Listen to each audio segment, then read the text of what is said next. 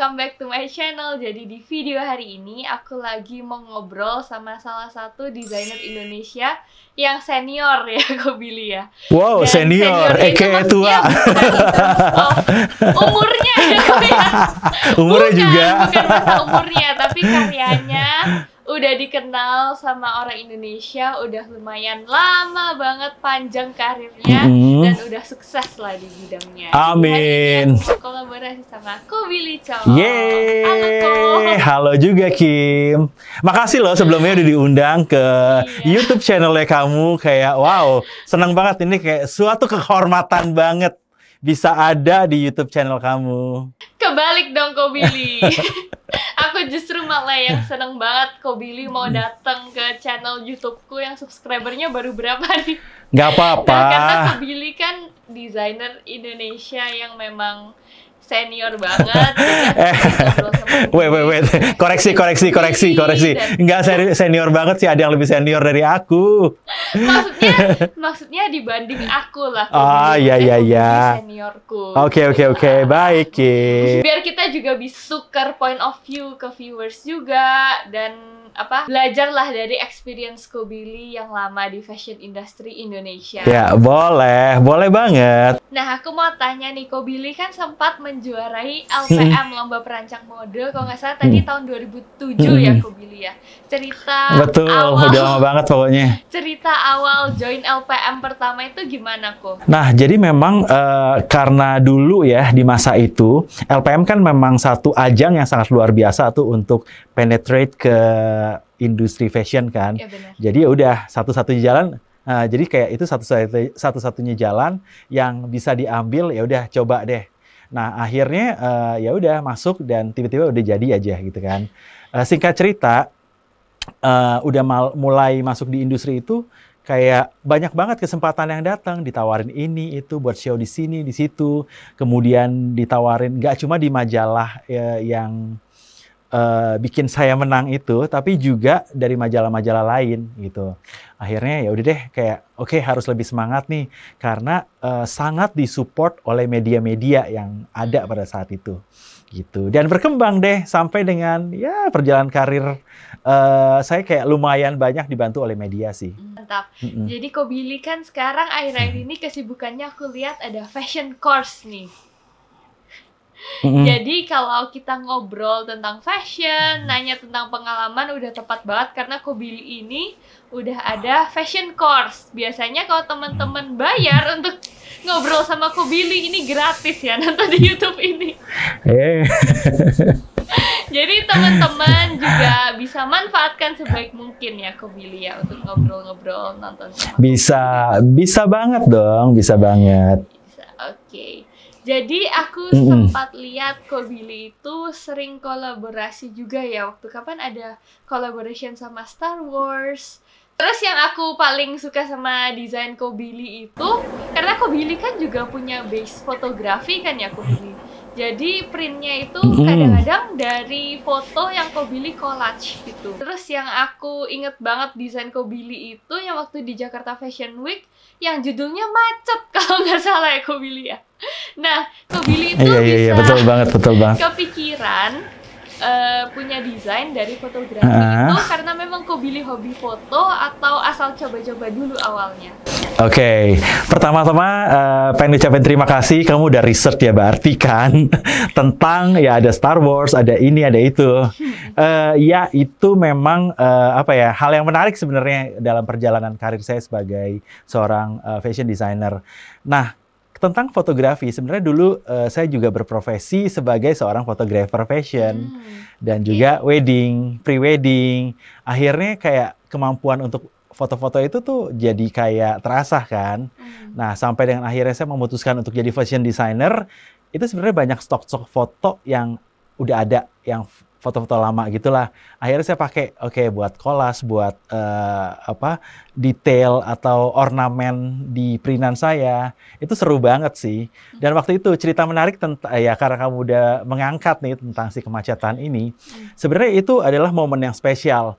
Karena waktu itu kalau nggak salah lagi pemilihan presiden atau bukan Pak Jokowi terpilih waktu itu. Terus kayak Jakarta tuh jadi macet banget. kalau nggak salah waktu itu adalah area Monas kan. Nah, waktu mau pulang ke rumah kan melewati area sana. Iya. Itu tuh nggak bisa jalan banget, akhirnya kayak memilih untuk jalan kaki. Terus begitu naik jembatan penyeberangan, lihat ke jalanan semuanya merah dan arah sebaliknya kuning kan. Ini kayak bagus banget gak sih di foto? Ya udah iseng foto. Nah, besokannya atau beberapa hari kemudian itu akhirnya kayak ini kayak lucu kali ya kalau dijadiin dress gitu sih. Jadi memang saya tuh orang kayak lumayan spontan kan. Apa yang ada di depan mata saya kadang-kadang tuh ya udah ketangkep gitu aja dan bisa jadi sesuatu. Gitu, Kim. Mantap.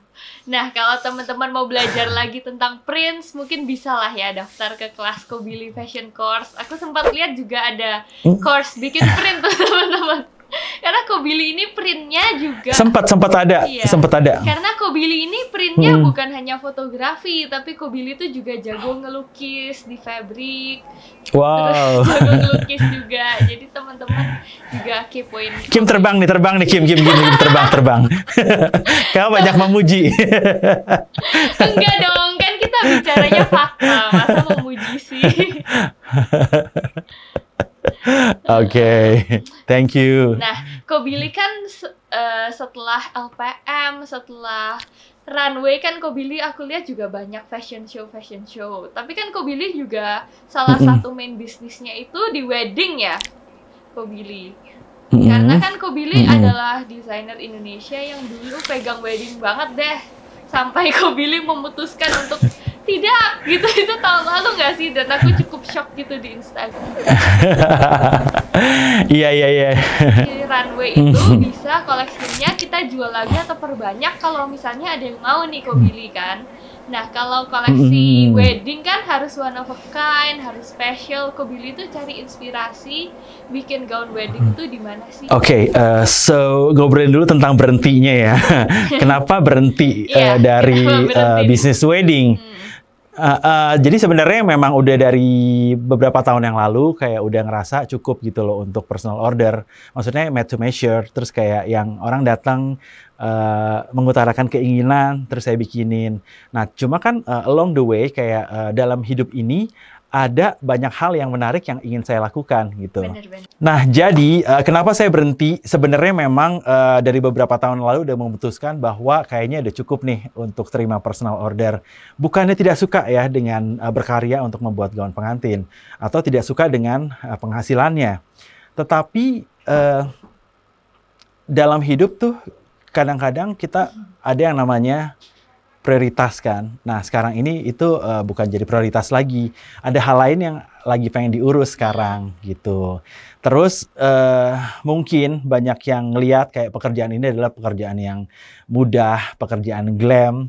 Tapi sebenarnya di dalam itu tuh banyak banget hal-hal yang kadang-kadang bikin sakit hati, kadang-kadang bikin kecewa, jatuh ini ya, maaf.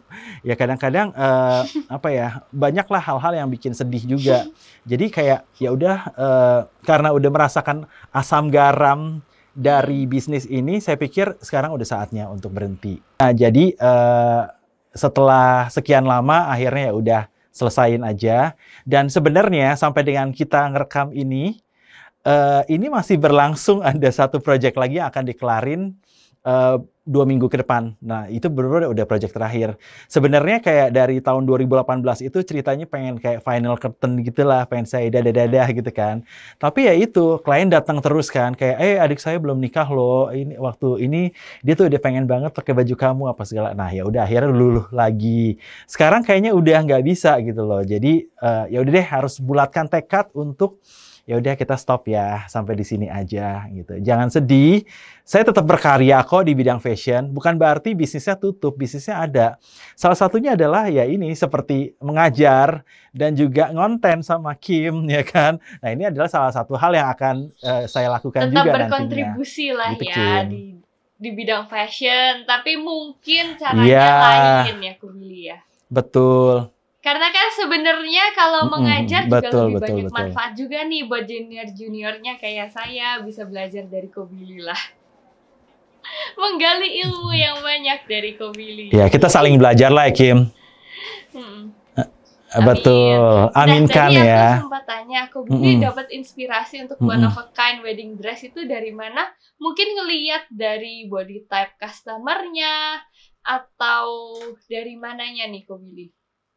Jadi kalau soal inspirasi sebenarnya kan ya kamu sebagai seorang fashion designer juga pasti tahu kan, kita bisa dapat dari mana aja, nggak cuma dari kliennya sebenarnya. Tapi memang yang paling besar kontribusinya adalah karakteristik si pemakai. Kita benar-benar nggak bisa maksain orang yang akan pakai itu sesuai dengan kehendak hati. Nah, kalau saya sendiri, kalau ditanya taste atau kesukaannya Ko Billy itu apa sih untuk gaun pengantin? Saya suka dengan dress yang super plain, kayak no beadings at all. Terus kayak modelnya tuh benar-benar yang ya udah memperlihatkan lekuk tubuh. Udah itu aja, itu udah cukup. Dengan menggunakan fabric yang ya lumayan inilah ya, terpilih. Tapi untuk klien-klien yang ada di Indonesia atau kebanyakan yang datang pada saya itu banyakan tuh pengennya tuh lebih terlihat bling-bling atau Banyak pengennya batu-batunya, detail, payatnya ya gitu kan? ya. Jadi kayak baru ngerasa harus 1 ton dipakai. Enggak sih. Untungnya yang datang tuh nggak seheboh itu. Maksudnya kayak memang sebagian besar dari mereka tuh memang suka yang agak rame, cuma juga nggak berlebihan, ya itu. Nah makanya kalau ya inspirasi bisa dari mana aja. Kadang-kadang ya bisa dari hal-hal yang tidak masuk di akal mungkin, tapi ya itu bisa jadi inspirasi bahkan untuk gaun pengantin sekalipun. Nah aku punya pertanyaan juga yang interesting nih Ko Billy. Kan Aduh, Ko Billy deg-degan. tadi sempat mention bahwa kalau wedding dress yang plain atau wedding dress yang bagus lah butuh fabric yang bagus kualitasnya. Bagus itu bukan berarti mahal ya Ko Billy, maksudnya kualitasnya yang bagus. Menurut Ko Billy itu lebih penting kualitas bahan yang bagus atau desainnya dulu nih yang bagus? Karena kan dua hal itu sebenarnya saling berkaitan. Ya, yang pertama memang desain sih. Kedua adalah quality fabricnya pastinya kan. Jadi sebenarnya itu nggak terpisahkan sih Kim. Kayak pengennya desainnya aja oke, tapi bahannya ngasal gitu kan. Nggak bisa sebenarnya. Ya semurah-murahnya juga harus yang kelihatan mahal gitu. Yeah. Jadi ya jangan dipisah ya. Itu dua hal yang harus bersatu. Karena kalau kata orang ada harga ada barang lah ya Ko ya. Itulah mengapa. Iya, itu saya setuju banget sih. Ya ketika kamu udah ada di industri ini, kamu pasti tahu kualitas fabric itu akan sangat berpengaruh dengan banyak hal. Misalkan cara kita memperlakukan, kemudian jahitnya juga berbeda, kemudian kita finishingnya juga berbeda. Bahkan yang paling penting nih, ketika udah jadi, kadang-kadang dia itu berpengaruh ke hasil akhir di foto. Dia tuh ada unsur fotogeniknya. Nah, percaya nggak Kim? Jadi kayak ada baju-baju tuh yang kayak, ini kelihatannya kok seperti biasa, tapi begitu di foto tuh cakep banget. Nah itu biasanya fabric yang harganya lumayan, gitu deh, agak sedikit berbeda. Bener, aku setuju kalau itu. Karena kan kalau fabric yang lebih harganya lumayan mahal lah ya Ko Billy, kalau di foto itu shine-nya lebih dapet, terus jatuhnya juga lebih bagus. Jadi memang berbeda sih secara kualitas. Yes, agree. Tapi untuk kayak payet, untuk button gitu juga ada efeknya ya, dari harga yang lebih mahal dan yang lebih murah pasti ada dong efeknya ya. Iya, kembali lagi kan ke ada harga ada rupa, itu juga sama halnya dengan beadings yang kita pakai. Swarovski, kan Swarovski juga ada kelas-kelasnya kan. Kemudian ada yang produksi dari mana, ya kita tahu lah ya sumbernya dari mana, yang memang harganya lebih affordable, tapi shine-nya tuh berbeda gitu. Mungkin kelihatannya di ini oke, tapi begitu udah naik ke atas baju tuh beda. Mungkin ya kalau yang tidak biasa ngelihat ya kayak oh ya udah apa sih bedanya, sama aja kok, cuma kilat-kilat doang ya kan, nggak sama, berbeda. Kalau kita udah sering lihat baju kita pasti akan tahu. Itulah bedanya mata orang expert ya sama orang awam, Ko Billy gitu. Expert ngelihat baju yang mantap. Memang matanya tuh kayak mahal gitu kan, walaupun dalam keadaan miskin, cuma matanya tetap mahal. Bisa aja Ko Billy. Nah, Ko Billy kan juga aku sempat lihat pernah kolaborasi sama marketplace ternama lah untuk ready to wear collection ya Ko Billy ya. Menurut Ko Billy dalam work ethic made to measure sama ready to wear itu punya work ethic yang berbeda atau sama-sama aja sih menurut Ko Billy? Berbeda sih, masing-masing sebenarnya punya tantangan tersendiri. Nah, waktu itu sebenarnya bersyukur banget ya jadi desainer pertama katanya ya, yang diajak kolaborasi sama si platform itu, ya kan? Nah, akhirnya jadi ada beberapa nih yang akhirnya ngikut, mau yuk kita collab juga yuk apa segala.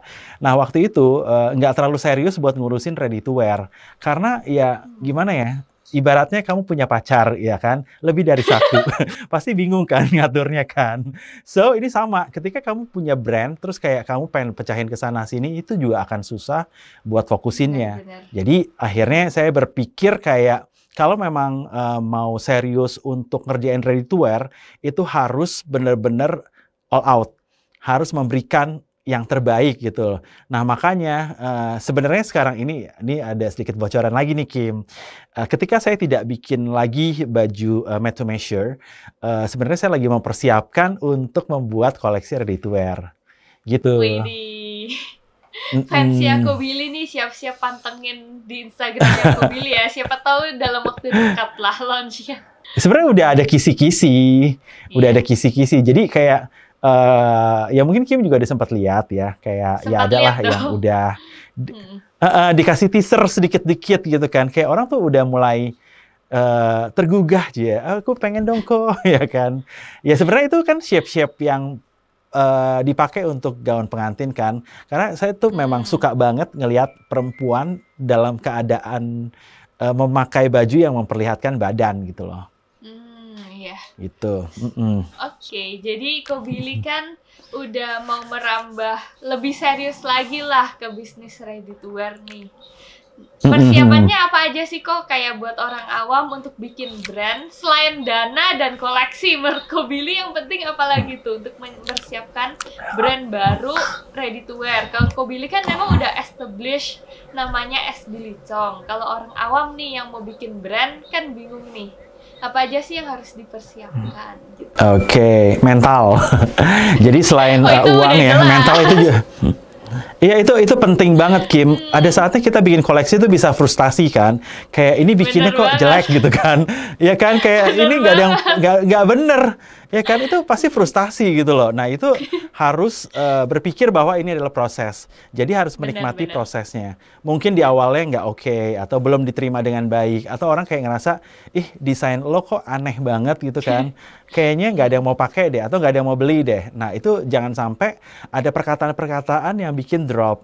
Nah, tapi juga bukan berarti kayak tutup mata dan tutup telinga. Penting banget untuk minta minta advice dari orang. Nah, ketika kamu udah bikin collection, sebelum kamu luncurkan, mulai dari your circle dulu deh, lingkungan pertemanan dulu yang memang mulutnya tajam. Artinya tajam membangun ya, bukannya tajam kritik tusuk terus kamu mati ya, jangan yang itu. Tapi yang orang tuh yang bisa memberikan honest review, kayak ini tuh bagus tapi not for me misalkan, atau ini bagus tapi kayaknya nggak cocok buat di Indonesia, atau ini bagus tapi terlalu pendek atau terlalu transparan atau terlalu apa. Nah, itu juga yang kamu harus dengerin. Terus harus banyak bertanya ya, dan melakukan survei, dan harus tahu siapa yang beli baju kamu. Ya kan, jangan kamu kayak semua kelas kamu mau habek, mau hajar gitu kan. Yang penting baju saya ada yang beli. Terus kayak membabi buta, nggak tahu siapa targetnya, kayak ya udah pokoknya lempar aja ke pasaran nih. Oke, suka ambil, nggak suka ya udah ini adalah saya gitu kan, sang desainer. Nggak bisa kayak gitu. Jadi kita harus sadar diri juga ya. Oke, gitu ya. Jadi panjang kan. Itu jujur mindset kebanyakan anak desain yang baru lulus seperti aku nih, Ko Billy. Dulu aku waktu sekolah desain kan memang diajarinnya di sekolah desain itu harus idealis, harus mikir desain yang benar-benar one of a kind, sampai lupa bahwa baju itu sebenarnya yang pakai juga masyarakat di luar sana, bukan kita sendiri kan. Karena sebagus apapun baju yang kita buat, tapi kalau kurang bisa dipakai atau nggak relate kepada target market spesifik kita kan juga percuma, karena akhir-akhir dari tujuan fashion ini kan juga bisnis ya, Ko Billy. Jadi kita juga harus punya telinga untuk mendengar masyarakat juga. nggak bisa terlalu idealis. Nah, Aku ingin begini. Nah, Kim, itu mindsetku baru lulus kuliah tuh. Ya, Kim sekarang udah belajar sudah kan berubah. sekarang kan? Seiring Iya, soalnya memang berjalannya ya. waktu. Iya, makanya saya lihat kayak anak-anak yang baru lulus emang kayak kadang-kadang tuh ambisius dan juga kayak Benar. suka lupa untuk menginjak tanah, ya kan? Kayak ngerasa gue bisa loh bikin apapun. Gue bisa bikin Iya. tangan yang seperti ini, segi 8 misalkan, atau yang memang tangannya tuh kayak kelihatannya 3 dimensi atau apa. Nah, tapi apakah ada orang yang memakai? Nah, itu kan juga harus dipertanyakan kan. Iya. Dan kadang-kadang jadi lupa kan. Ya kadang-kadang karena merasa memang ya udah belajar kok, ya nggak mau disia-siakan kan, nggak gitu konsepnya kan. Iya. Makanya sering banget nih ada yang bilang kayak gini, misalkan koleksi si itu kok kayak anak baru lulus sekolah ya gitu kan. Nah berarti kan itu seperti ada semacam stigma dari beberapa orang bahwa mau copot, anting gue mau copot, beneran copot. Jadi ada stigma dari masyarakat, sebagian kecil ya mungkin, dari masyarakat yang bilang bahwa kalau lulusan sekolah mode itu bajunya tuh ya itu, ya agak aneh gitu loh, ya kan, kurang membumi. Ya, bukan berarti jelek ya, bukan berarti jelek. Mungkin dari sisi creativity emang kayak 100, tapi dari sisi komersil, apakah setinggi itu? Plus minus kuliah fashion lah ya Kobili ya, karena di sekolah fashion Iya, juga betul. memang creative thinkingnya diasah, ada bagusnya juga. Yes. Tapi setelah lulus kan balik lagi buka bisnis, ada bagusnya juga. Teman-teman yang nonton nih mendengarkan masyarakat juga, jangan egois gitu lah ya. Betul. Inti dari omongan Iya. ini. Jadi kalau kamu mau menyuntikkan kreativitas kamu boleh, tapi dikit-dikit aja gitu kan. Bukan mungkin kayak di bagian kerahnya sedikit, atau di bagian belakangnya atau apa. Jangan langsung semua total look langsung kamu kasih sesuatu yang aneh gitu loh. Mungkin akan susah untuk diterima ya secara komersil ya, secara komersil. Mungkin kalau buat show atau buat fashion, editorial atau keperluan buat ajang pamer aja itu bagus banget. Nah itu juga salah satunya mengapa. Karena kan aku juga alumni fashion school di Indonesia nih kok. Aku tahu nih kenapa penyebabnya muncul stigma kayak gitu. Karena kan waktu kita mau lulus, mau bikin collection setiap kuliah, kita juga researchnya itu dari runway desainer-desainer yang memang nyentrik lah ya. Dan kita punya mimpi untuk ke sana. Tapi kan memang menurutku sih untuk kita bikin show begitu, marketnya juga kurang siap lah untuk menerima, especially di Indonesia. Begitu ya. Yes. Personal opini pribadi ya. Nah, aku juga mau tanya nih Kobili. Kan Kobili punya fashion course. Untuk mengikuti fashion course Kobili ini itu harus orang yang memang udah punya basic di dunia fashion, atau orang yang pengen terjun kayak ibaratnya belum tahu apa-apa itu udah bisa ikut dan bisa mengikuti kelasnya. Oke. Jadi ini nggak promo ya, jadi ini based on experience saja. Yang pertama dia harus human ya kan, jadi dia memang kayak dia kayak memang pengen belajar, itu yang paling penting.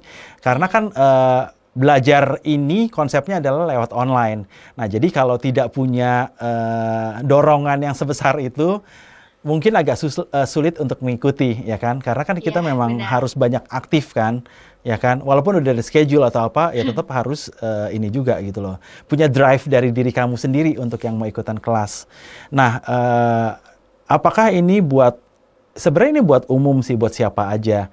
Nah, jadi saya tidak sedang bersaing dengan sekolah-sekolah mode ya yang ada di manapun, ya kan? Benar. Karena sebenarnya tujuan saya bikin kelas ini adalah untuk melengkapi. Kadang-kadang mungkin di sekolah tidak mendapatkan kesempatan untuk praktek lebih banyak. Nah, lewat kelas-kelas saya ini, saya pengen mengajak orang-orang untuk yuk kita belajar bareng lebih ke gimana nih cara prakteknya, gimana cara membuatnya, hal-hal yang sebenarnya atau trik-trik yang mungkin tidak diajarkan atau belum sempat diajarkan di sekolah. Nah, saya akan kasih tahu berdasarkan pengalaman saya yang udah 20 tahun ini gitu. Nah, terus tidak cuma orang yang udah bisa basic. Jadi setiap kelas yang saya buat, saya selalu akan ajari dari dasar, dari pola dasar, kemudian dari jahit sampai dengan nanti finishingnya seperti apa. Waktu di awal sebenarnya jujur Li ya, saya tuh kayak ngerasa ini bisa nggak sih ngajarin bikin korset gitu kan lewat online. Itu benar-benar deg-degan banget Kim. Akhirnya setelah dicoba, ternyata bisa loh. Ada yang bisa gitu kan. Oke, nggak 2 atau nggak 3. Nah, tapi banyak yang bisa. Nah, kemudian batch 2, batch 3 ternyata pada bisa. Oke, sepertinya kelas ini lumayan metode ngajarnya ya mungkin. Hai para murid kalau nonton. Ya mungkin metode ngajarnya udah mendekati benar ya kan. Saya yakin sih masih ada kekurangannya, tapi saya tetap akan berusaha untuk memperbaikinya buat the future. Dan sebenarnya ada hal lagi sih yang kayak bikin saya amazed adalah murid-muridnya. Nah, ada murid yang umurnya tuh udah 60-an. Pokoknya udah lumayan inilah memang matang. Itu profesinya beraneka ragam. Ada yang iya, udah dewasa. Jadi dewasa jadi banget ada yang dokter gigi. Iya, ada yang dokter gigi loh, udah mau pensiun dokter gigi, dia belajar karena ngerasa waktu kecil itu adalah impiannya dan sekarang terwujud nih bisa ikutan kelas online. Terus ada juga yang banker, ada juga yang arsitek, ada yang ibu rumah tangga, ada yang memang penjahit juga, ada yang desainer juga. Jadi macam-macam. Itu yang bikin saya kayak ngerasa, wow ini ternyata nggak cuma orang yang udah berkecimpung di bidang fashion, tapi juga orang-orang yang memang punya antusiasme yang tinggi di dunia fashion. Bener-bener nggak nyangka banget sih Kim. Jadi ya oke lah. Semakin seru kayaknya mendalami bidang ajar mengajar ini. Gitu. Puji Tuhan. Aku punya pertanyaan dari Instagram nih Ko Billy. Ada yang nanya Jeng gimana jeng. sih? Ini judulnya pertanyaan dari netizen beneran nih Ko Billy. Oke, ntar ditunjukin aja ya netizen. Gimana supaya buat koleksi baju yang original? Karena kan tidak bisa dipungkiri kalau kita bikin koleksi selalu mencari referensi dari internet. Misalnya contohnya dari Pinterest, dari Instagram juga. Menurut Ko Billy, gimana supaya koleksi yang kita buat memiliki ciri khas kita pribadi walaupun mengikuti tren? Pertanyaannya bagus ya. Oke. Jadi siapa yang bertanya? Silakan di-spill namanya. Nggak boleh ya? Buat kamu yang bertanya. Soalnya aku pilih di-spill. Oke. Sebenarnya kan nothing new kan katanya under the sun kan. Jadi memang mode itu kan sebenarnya bergulir itu lagi dan itu lagi gitu. Nah sebenarnya apa yang kamu bisa lakukan adalah menjiplak atau mengadaptasi atau mencari inspirasi dari orang lain. Sebenarnya it's okay. Jadi ketika kamu suka brand tertentu kayak ya udah kamu boleh ikutin, cuma jangan sampai jiplaknya tuh gila-gilaan. Kamu boleh mulai menggali dari diri kamu sendiri deh. Apa sih sebenarnya yang kamu suka? Atau apa sih yang kamu pengen orang pakai? Orang yang memakai karya kamu tuh harus terlihat seperti apa gitu. Atau apa yang kamu harapkan ketika orang pakai itu hasil akhirnya seperti apa. Nah, mulai dari itu dulu kamu gali, ya ntar selanjutnya adalah kamu mulai mencari warna-warna yang sebenarnya yang bisa kamu adapt juga. Pokoknya dari yang kamu suka dulu deh. Nah, kemudian kamu tawarkan, nah kemudian kamu mulai berinteraksi sama orang, ya kan?